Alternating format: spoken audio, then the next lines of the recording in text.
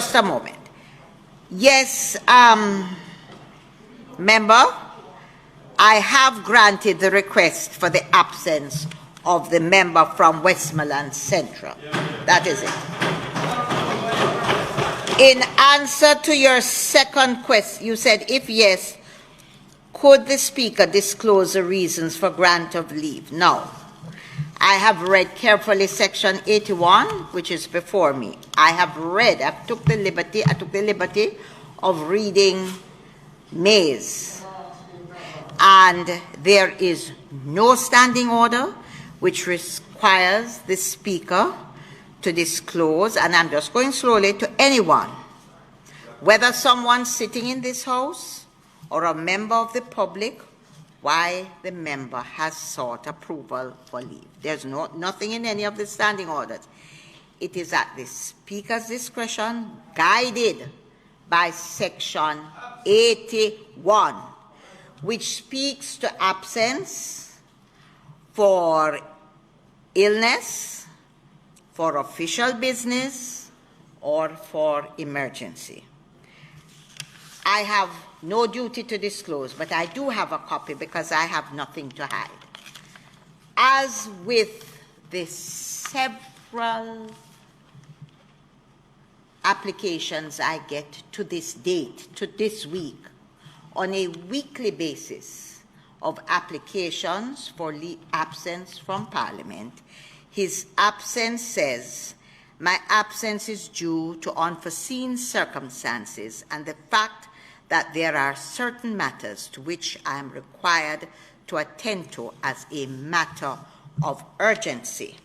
And I took the liberty of reading what urgency means, and it says something of utmost importance. I want to state very clearly that up until today, I have granted leave, I have approved the leave of absence to several members sitting on either side of this House. And he has asked for leave to begin from the 20th of April to the 21st of June, 2021. Allow me, and he has been open and clear with that. I have situations that come on my desk every week that says, I am absent for reasons beyond my control, unavoidable reasons. And they are all approved as is, and there is no requirement. And when you read Erskine May's, it does not, and we derive under this Section 8, I think it's standing orders 88 of the Constitution, which says we get guidance from the UK and it says nowhere in either May's or in the standing orders am I required to do what I have just done. But I have done so because I have nothing to hide. He has, as is done on a daily basis by members, applied for leave, which he has granted. And you have asked if the member is compensated Madam while Speaker, on leave. Just a minute. Speaker, I beg you, please, Madam Speaker. Joe, I'm going to allow you. I don't think you should be responding to this. I do not have an obligation to do. But this is a matter that is in the public space, and I want to make it abundantly clear that as a Speaker, as this party, this Parliament, none of us in here condones domestic violence. But we cannot, as a Parliament, be led by jungle law. We have to abide.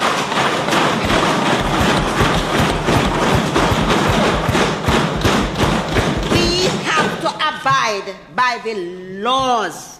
That's all I'm saying. Because I think we are, as a Parliament, of one accord about domestic violence. And I have been very careful. And I know I don't have an obligation as a matter of procedure under here, but it is in the public space. And you have asked and I have nothing to hide.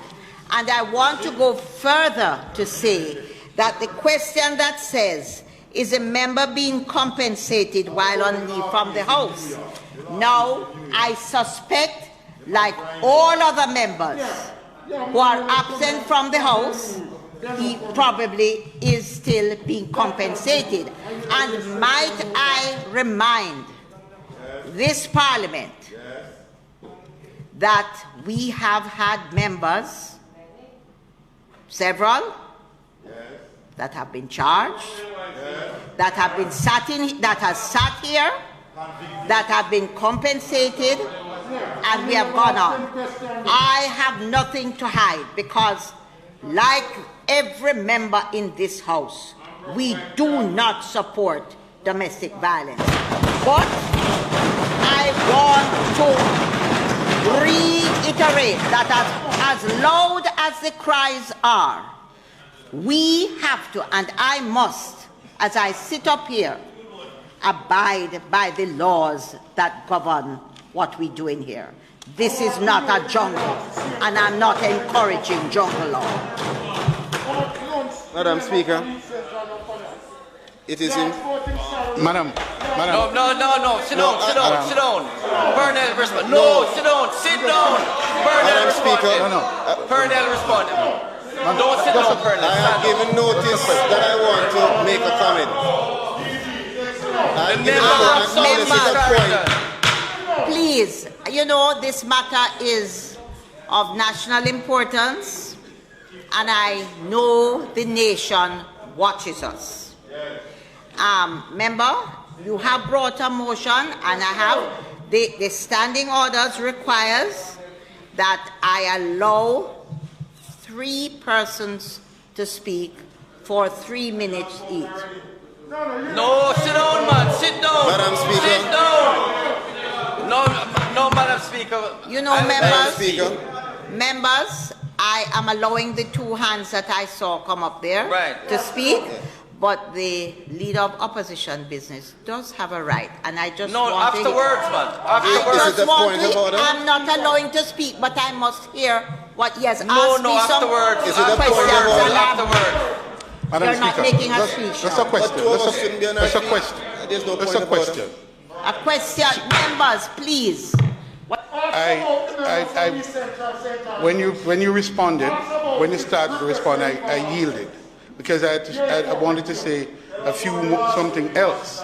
I'll ask you to wait because you brought the motion, and I know turn to Colonel, you want me to go? Right. Member Charles.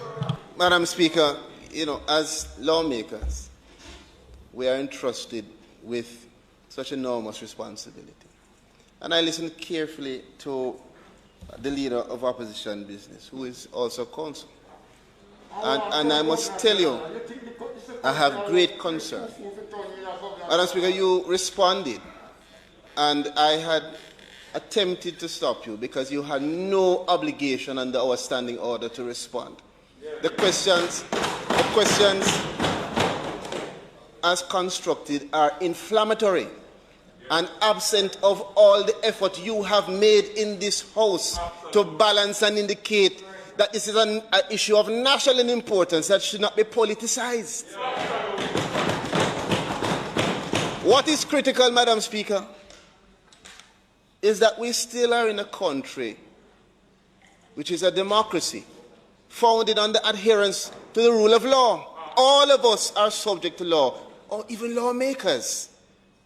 But at the same time, we ought not at any moment to think it is appropriate to deny due process to anyone, even lawmakers.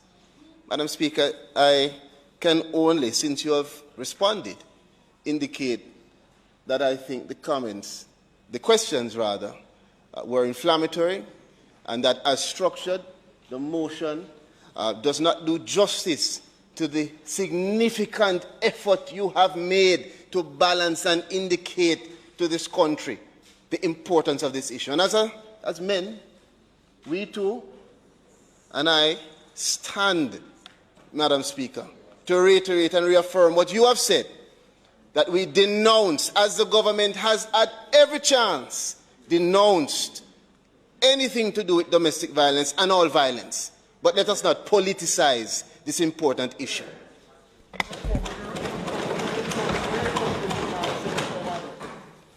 Madam Speaker, Madam Speaker,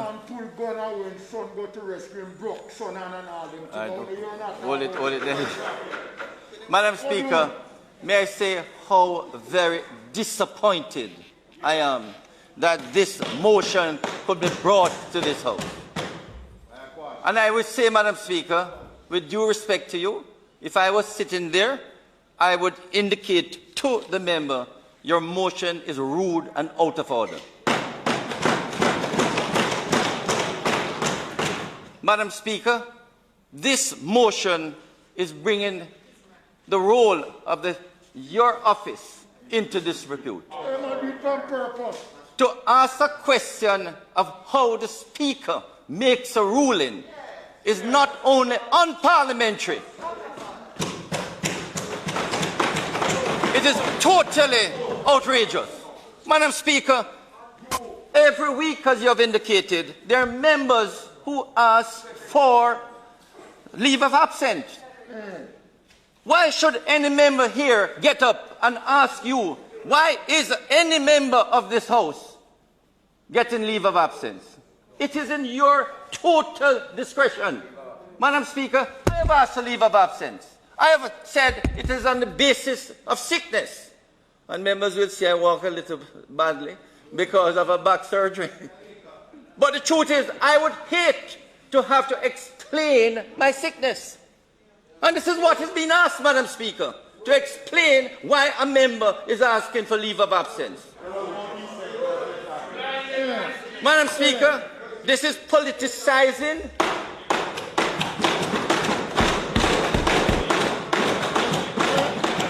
parliamentary proceedings.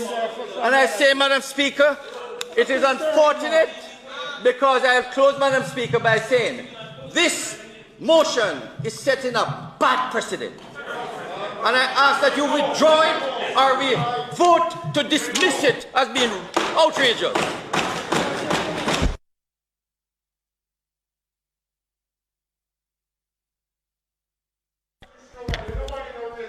Members, I'm going to allow you. Members, members, allow me.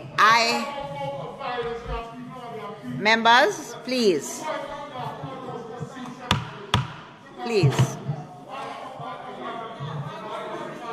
Members.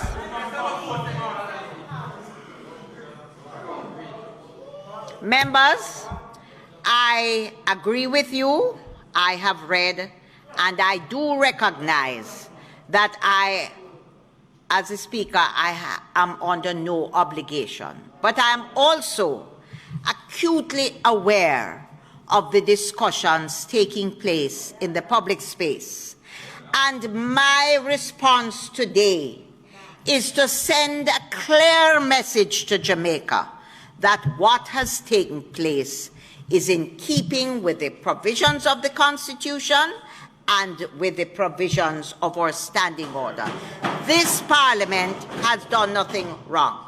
And I am going to use the opportunity because I've heard it in the public space and I'm not sure whether people are reading carefully. There are several utterances and written things to say, ask me why I reversed my decision. I did not, have not, and would not reverse a decision I made. So, for the records, please let Jamaica be clear that prior to the sitting on the 13th of April 2021, I had a discussion with the leader of opposition business before Parliament, in which, allow me to speak, please, who had said he wanted to bring a motion for the suspension of a member. He took the liberty of showing me the draft. When he did, it named a member of this House, and I told him I would not allow it because the naming of the member was incorrect for a number of reasons, which I won't go into now. Everybody knows. Despite our discussion on the 13th, he rose to read it, and I stopped. I said, no, I didn't allow it. So there is no motion, as people have said, that I have reversed. That was not brought to Parliament. On the 20th now, he brought a motion which was given to me. I read it. In that motion, no member was named, and there was no reference made to any member sitting in this House. On that basis, I had every reason to allow it, because as a Parliament, we are saying the same thing. So that I have not reversed my decision. There is one motion that came before this Parliament, which I allowed. It's in generic terms, and both sides of the aisle agree. And let Jamaica understand, everybody understands, that everybody sitting in this House speaks with one accord. We denounce domestic violence. But we are a Parliament, we are a court, and we must abide by the rules, and due process must take place. And that is what we intend to do.